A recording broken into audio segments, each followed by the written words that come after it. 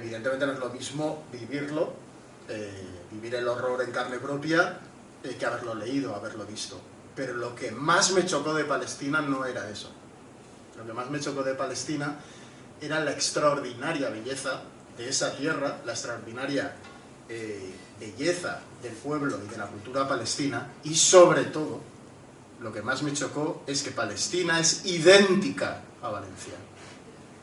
Lo que cuesta es encontrar algo diferente. No es que sea parecida, es que es difícil encontrar algo diferente.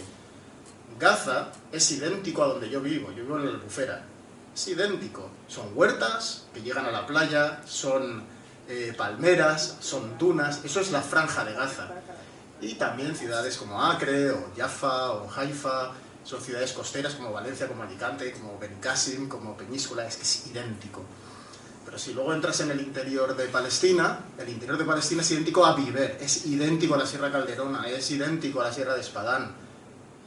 Y hablaremos de por qué es idéntico, no solamente porque estamos en el mismo mar Mediterráneo, y por tanto hay algo que se llama planeta Tierra, que se llama la Tierra, que nos une, y obviamente Siberia o Groenlandia son muy diferentes a nosotros, pero en el Mediterráneo todos somos más parecidos de lo que imaginamos. No solo por la geografía, sino sobre todo por lo que define al ser humano, que es la cultura, que es la historia. Tú has nombrado Nablus, y he añadido a esta charla un pequeño inciso sobre Nablus que no tenía previsto, y es que Nablus, para que entendamos la historia, Nablus es una ciudad de Palestina, del interior de Palestina, y Nablus, su nombre, viene de Nápoles, porque Nápoles y Nablus son el mismo nombre, de la misma forma que David y Daud son el mismo nombre. ¿Por qué Nablus y Nápoles son el mismo nombre? Porque tanto Palestina como Italia, como Iberia, como todo el Mediterráneo, éramos una cosa que se llamaba el Imperio Romano. Palestina fue romana como nosotros. Eso ya es una de las cosas que nos unen. Y David y Daud es el mismo nombre, David en castellano o en valenciano, y Daud en árabe, es el mismo nombre. ¿Quién era Daud? ¿Quién era David? Muchos lo sabréis, era aquel joven humilde del campo que cuidaba su ganado y que se enfrentó y derrotó a un invasor, a un tirano, a Goliat. Por eso, David y el combate contra Goliat es uno de los símbolos de Palestina. El pequeño, el honrado, el que es de la tierra contra el invasor extranjero que viene a devastar su tierra. David contra Goliat. Eso es Palestina, eso es Palestina. Y eso hay que saberlo.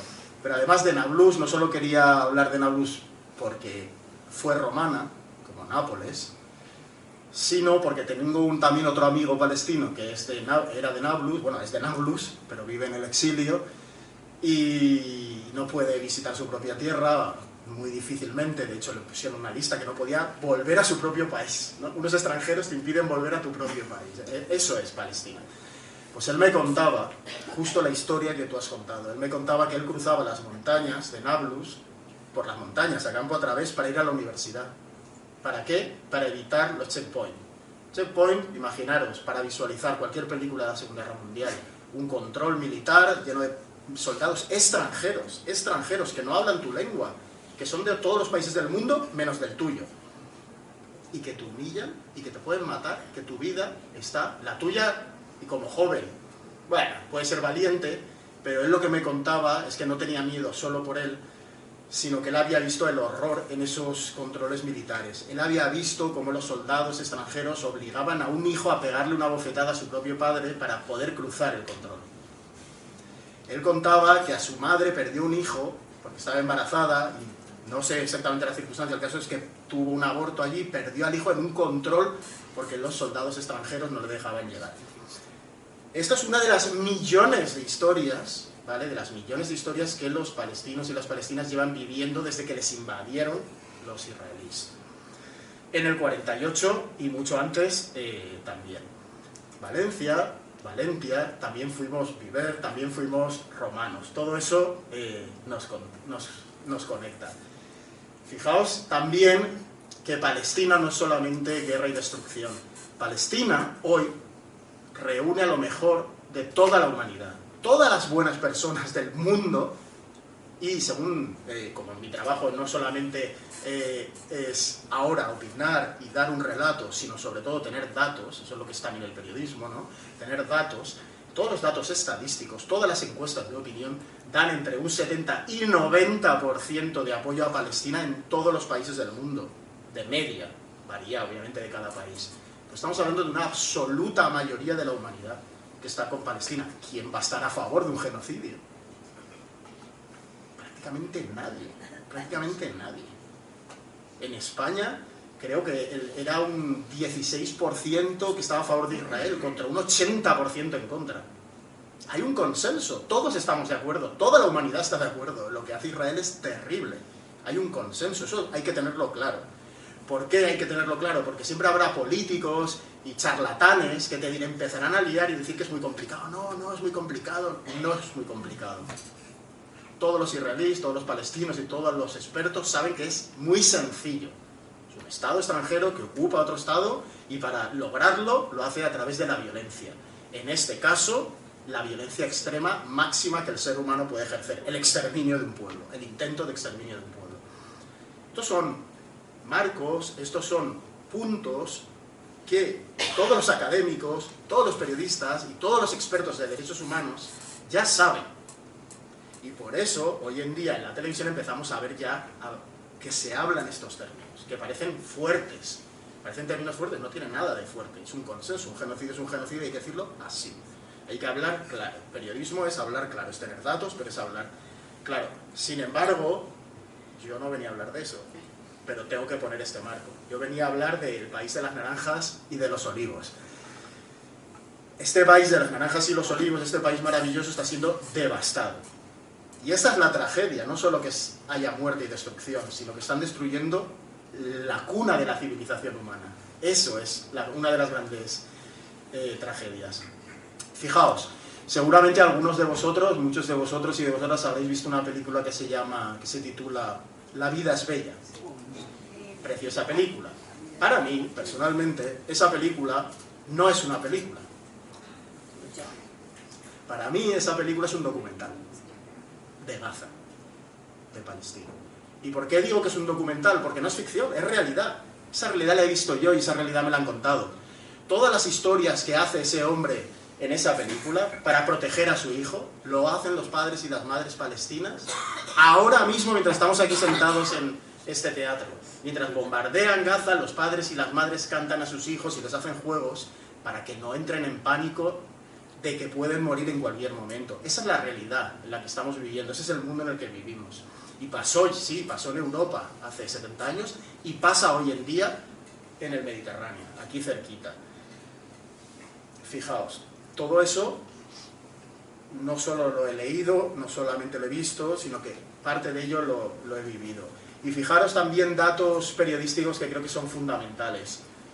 Palestina, la sociedad palestina, a pesar de estos 77 años de ocupación militar y de colonización y ahora de genocidio, a pesar de todo eso, ha logrado un 98% de alfabetización entre sus jóvenes. 98%. ¿Qué significa 98%?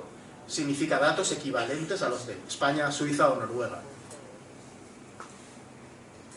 Sin Estado, bajo ocupación, con sus escuelas, bajo control de soldados extranjeros. Hoy en día, en Gaza, todas las universidades, había más de 10, han sido bombardeadas e incineradas con sus bibliotecas. Posiblemente, eso se sabrá en el futuro, los historiadores tendrán que comprobarlo, sea la mayor quema de libros de la historia humana. No es la biblioteca de la Alejandría, es la destrucción de las bibliotecas y las librerías de la Franja de Gaza. A pesar de eso, 98% de alfabetización. Y dentro de ese 98% de alfabetización, el 62% de los universitarios son mujeres. Hay una decisión política, humana, sagrada, diría yo, de los padres y las madres palestinas por educar a sus hijos y a sus hijas. ¿Por qué? Porque esa es la fuerza de David. La fuerza de David no es las armas, la fuerza de David no es el poder, son pequeños, son más débiles, pero han de ser mejores, han de ser más inteligentes, han de ser más cultos, han de ser más buenas personas para sobrevivir a esa brutalidad.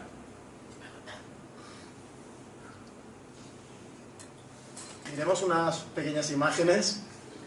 Esta imagen podría ser de cualquier sitio, ¿no? Esto es Palestina. Palestina es así. Es exactamente igual que cuando venía yo ahora entre la Sierra Calderona y la Sierra de Espadán. Pues aquí están los olivos, aquí están los bancales, es lo mismo. Es igualito. Aquí estamos. Los mismos arbolitos, los mismos arbustos, el mismo romero, el mismo tomillo. Las mismas hierbas, la misma cultura.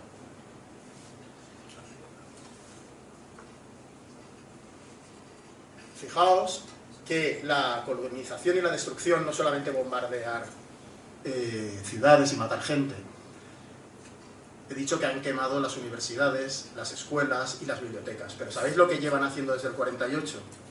Destruyendo los árboles, destruyendo los olivos. Se calcula, porque es imposible tener el número exacto, que han destruido más de 1 millón de árboles autóctonos palestinos, de Palestina, para sustituirlos en muchas ocasiones por flora invasora, por flora europea, porque ese es su objetivo, transformar una sociedad milenaria para que se parezca más a sus países de origen, por Rusia, Polonia o lo que sea. Y también para que produzcan más beneficios económicos y crezcan rápidamente, y ocultar las ruinas de estos cientos de pueblos palestinos. Otro dato que creo que es interesante es que la ciudad de Gaza, concretamente, su municipio, el escudo, el símbolo del municipio de Gaza, es el ave fénix. Tú ves a los barrenderos, ves a los funcionarios y llevan el escudito de la ciudad de Gaza, del municipio de Gaza, y es el ave fénix renaciendo de sus cenizas. ¿Por qué el ayuntamiento de Gaza tiene como símbolo el ave fénix? Porque los israelíes no son los primeros invasores que llegan a Palestina. Los israelíes son los últimos invasores que llegan a Palestina. Antes de ellos vinieron los británicos. Y llegó Napoleón. Y llegaron los cruzados, y llegaron los romanos, y llegaron los griegos, y llegaron los persas, y llegaron los faraones. Palestina está en el centro.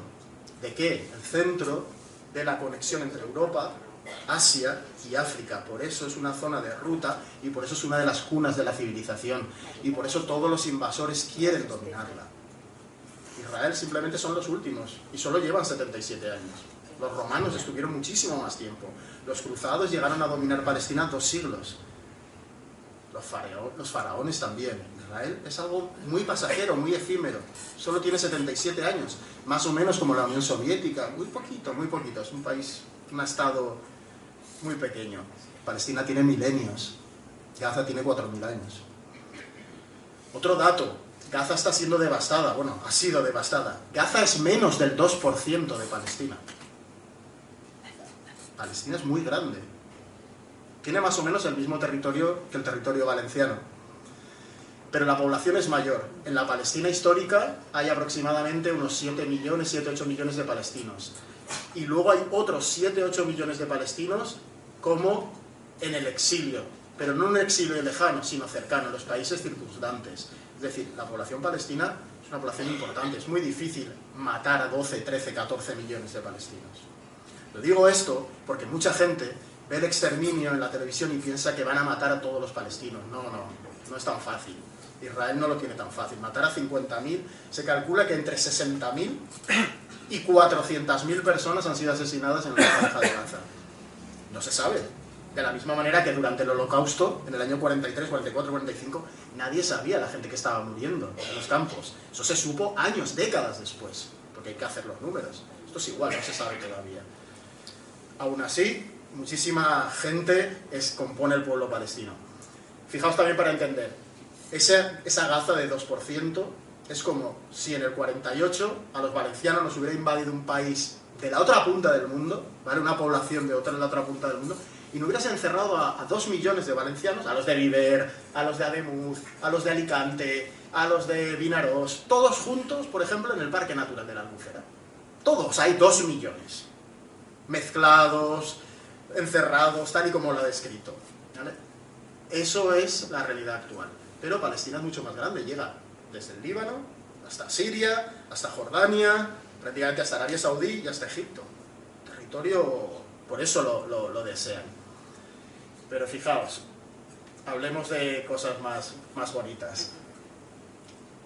Palestina y Valencia están hermanados, estamos hermanados, desde hace 3 milenios.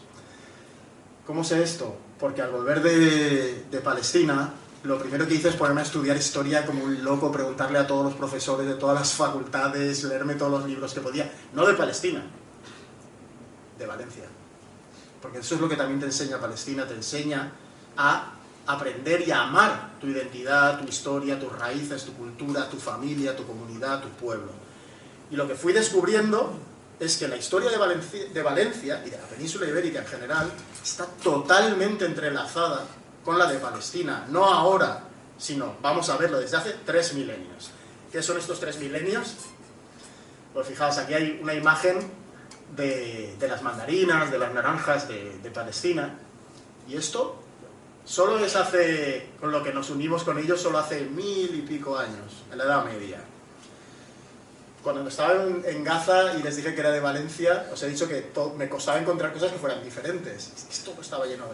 No voy a ocupar todo más tiempo, voy a ir cortando ya, pero es que casi todo. Había una cafetería Valencia, estaba la naranja Valencia, había gente que hasta hablaba valenciano, quiero decir, era increíble, ¿no? O sea, el conocimiento y el entrelazamiento. ¿Pero por qué? Porque esto viene de mucho más allá. Empecemos.